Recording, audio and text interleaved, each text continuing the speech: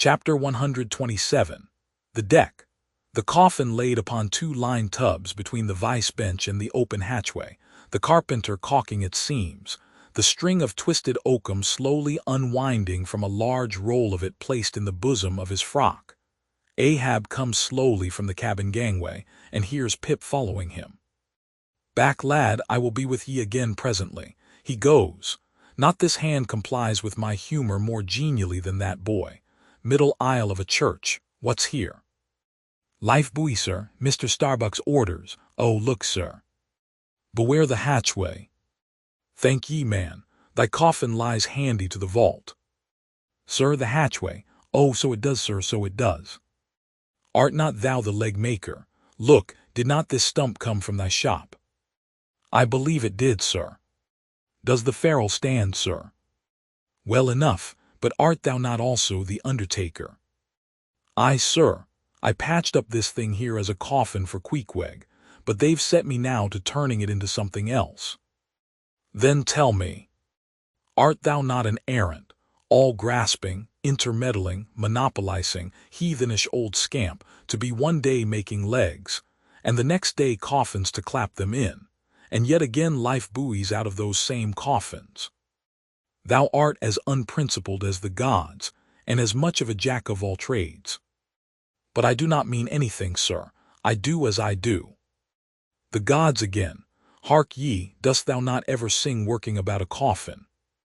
The Titans, they say, hummed snatches when chipping out the craters for volcanoes, and the grave digger in the play sings, spade in hand. Dost thou never?" "Sing, sir? Do I sing? Oh, I'm indifferent enough, sir, for that. But the reason why the grave digger made music must have been because there was none in his spade, sir. But the caulking mallet is full of it. Hark to it." "Aye, and that's because the lid there's a sounding board. And what in all things makes the sounding board is this: there's naught beneath. And yet a coffin with a body in it rings pretty much the same. Carpenter, hast thou ever helped carry a bier and heard the coffin knock against the churchyard gate going in?" "Faith, sir, I've." "Faith, what's that?" "Why, faith, sir, it's only a sort of exclamation like, that's all, sir." Go on." "I was about to say, sir, that. Art thou a silkworm? Dost thou spin thy own shroud out of thyself? Look at thy bosom, dispatch, and get these traps out of sight."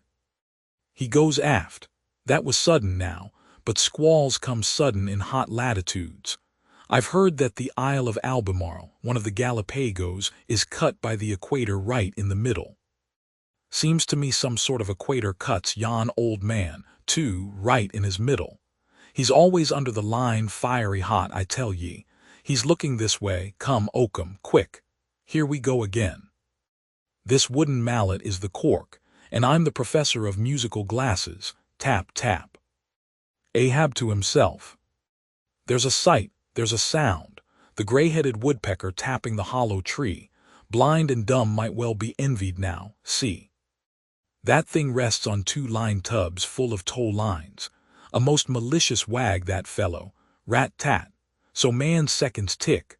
Oh, how immaterial are all materials. What things real are there but imponderable thoughts? Here now's the very dreaded symbol of grim death, by a mere hap, made the expressive sign of the help and hope of most endangered life. A life buoy of a coffin. Does it go further? Can it be that in some spiritual sense the coffin is, after all, but an immortality preserver? I'll think of that. But no. So far gone am I in the dark side of earth, that its other side, the theoretic bright one, seems but uncertain twilight to me. Will ye never have done, carpenter, with that accursed sound? I go below. Let me not see that thing here when I return again. Now then, Pip, we'll talk this over. I do suck most wondrous philosophies from thee. Some unknown conduits from the unknown worlds must empty into thee.